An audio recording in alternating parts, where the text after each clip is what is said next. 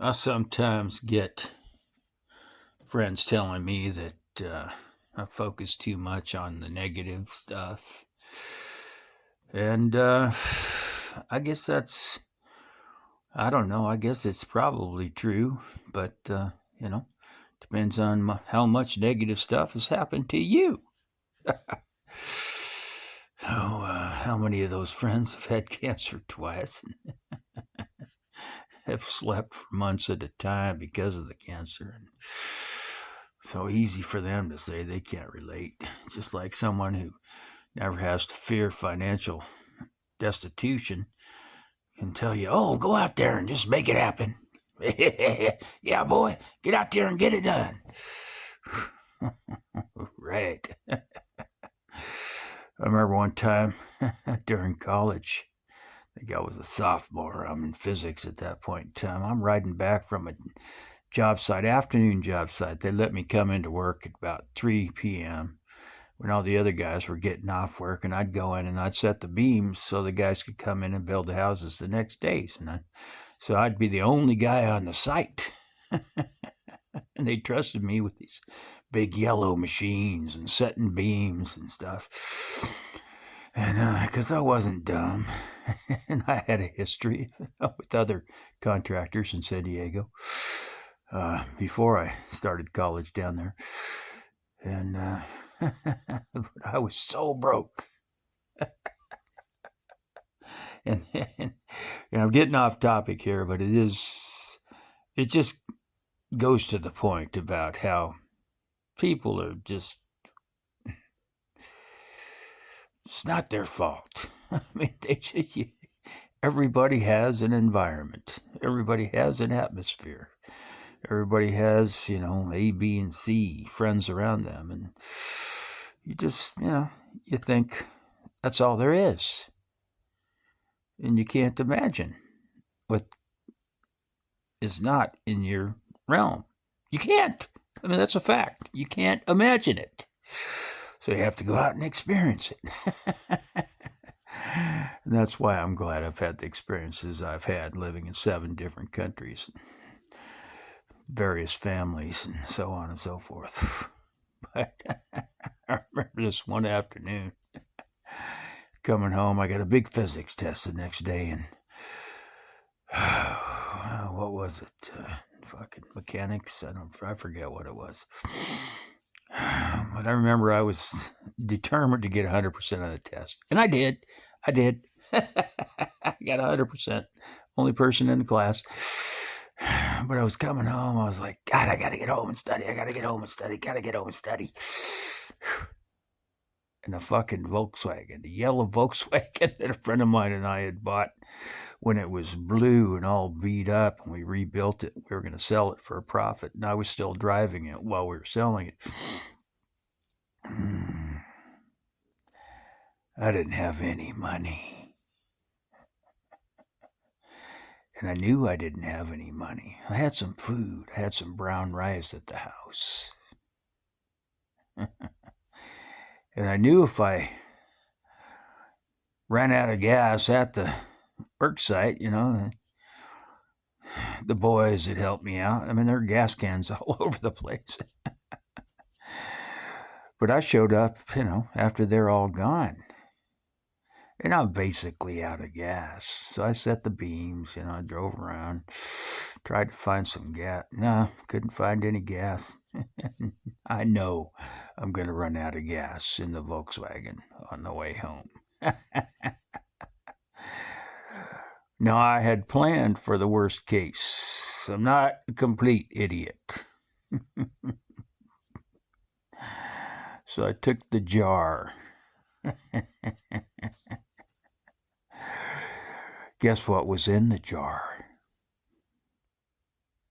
Pennies.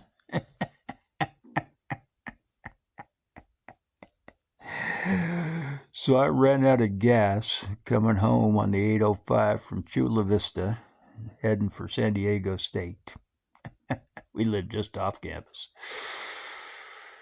A little yellow Volkswagen over on the side of the freeway. I get out.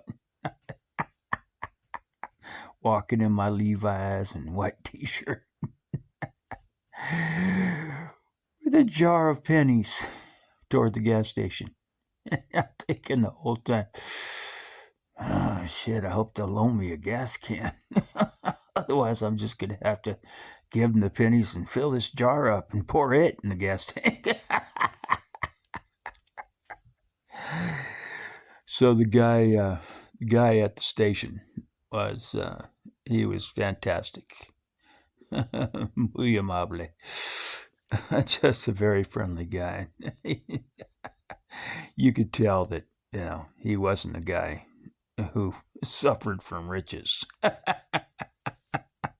He could relate to my situation. Por favor. Yo soy broke.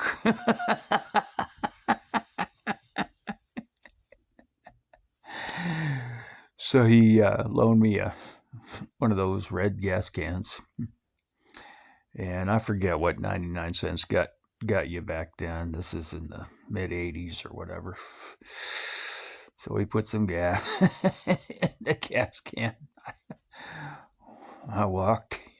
I did the walk of shame back down the side of the freeway on the dirt side path there next to the ice plant. The chain link fence. Got back to the Volkswagen, poured the gas in. I put that red gas can in the passenger seat like my buddy. I almost felt like, strapping it in with a seat belt, but we didn't have any seat belts in it. We had to replace those. So, but that was my buddy. I took that gas can back. And I brought that guy a coffee and a donut.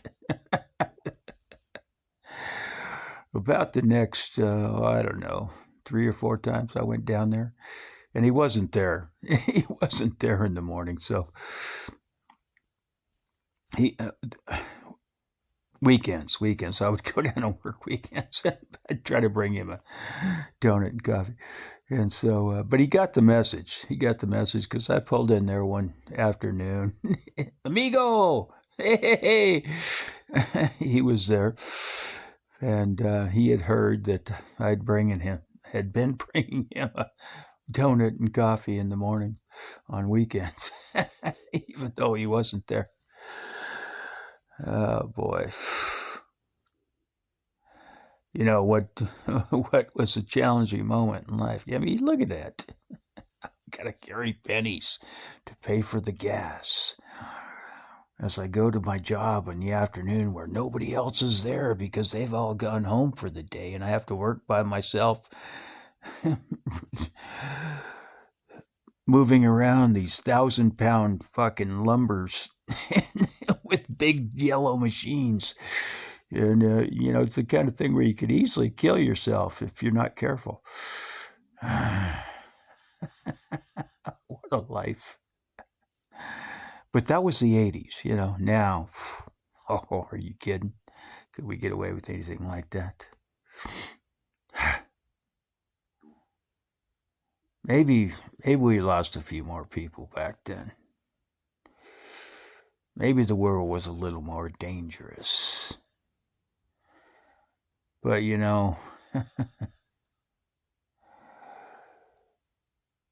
as far as the trust factor goes, we trust you to come in after we're all gone. You can use the big yellow machines and you can set the 1,000-pound beams and you can drive home with no gas in your tank and run out on the side of the freeway in your little yellow Volkswagen and walk to the store with a jar of pennies and ask Pedro to loan you a gas can. And he will, because he's a friendly guy and this is a friendly world and that's where we're living.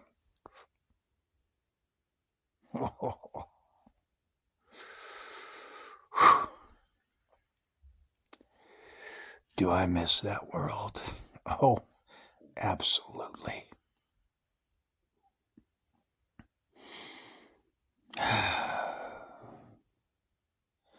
And did I make some mistakes? Of course. Ever heard of that word, Learning? It's misspelled. They should have spelled it Fuckedup.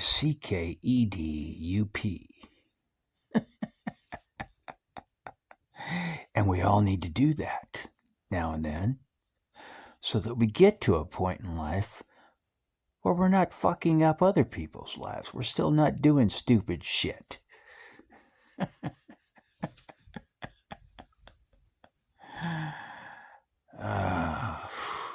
The old yellow Volkswagen and the 99-cent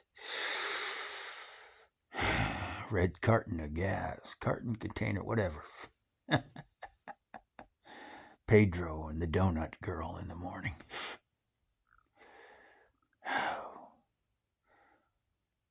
Y'all must have memories like that, right? Where the tough times, you're completely humiliated, head hanging down, walking slowly towards your inevitable doom. Oh, I'm doomed. And then the sun rises on the experience at some point, and you go, thank the Lord. For those of you who want to thank the Lord. For me, it's just like, the world turns. It's going to keep on turning. It just got nothing to do with me. But there's going to be another day. And I really value. You don't go to dinner parties or cocktail parties. I don't go to cocktail parties at all. I'm not part of that crowd, but I go to drunk fests, like, yeah, give me another one. Yeah, I'll do shots, off of her tits. I want it off of her tits now. But no, it's not quite that bad, although, occasionally.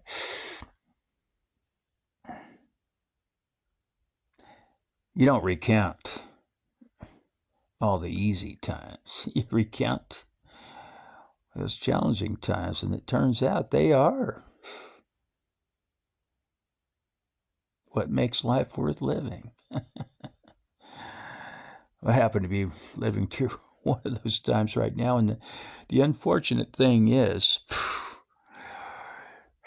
you get to a point where you realize the challenging times are the interesting times. And so now I'm not even being challenged anymore. I'm just like, oh, wonder what's going to happen now. Oh, let's look at this. Let's watch this. And no fear, nothing. It's just like, wow, this is an interesting experience. And I haven't figured out that. I haven't come out the other end of that perspective yet. Once you get to that perspective where you relish challenging times and you understand that they can be looked back upon in a positive way, now that assumes I'm going to be able to look back on this current challenging time in a positive way. But I'm looking forward to seeing what comes out of the other end of this, because of all the thousands of books I've ever read, I think I might be evolving, sliding into a different dimension of experience, just by virtue of having lived in the times we live in, and the ability to speed things up and live in multiple countries and multiple families and multiple cultures and so on and so forth. I mean, how many people have had that opportunity? 1700s, you're on a boat for a year at sea just to see somebody that doesn't look like the people you grew up around. Blah, blah, blah. So you get the point. Now, you can be living in an entirely different culture within a few hours.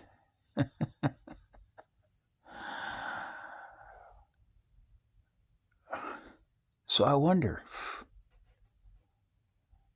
what I'm going to come up with, what my out the end of the chute assessment is going to be. And clearly, people have been traveling forever. We've done all these things. So they have their perspectives, and there are probably books written there are books written that I don't know about, but I'm going to do some commentary of my own. And I'm not sure it's worthy. I'm not sure it's worth the time to listen to. As I understand it at this point, you really can't explain anything to anybody. They have to experience it. They'll look at you, and some people are pretty good at looking you right in the eyes and pretending they understand what you're saying.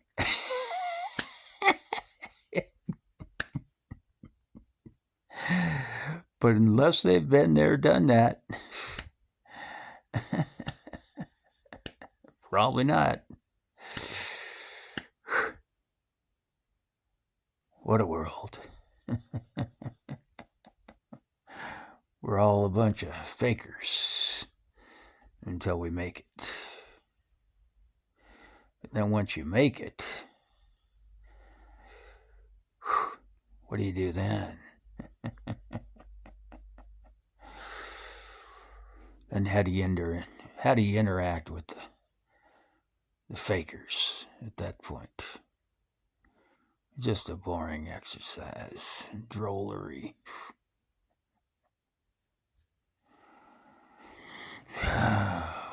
And all the trivial little shit.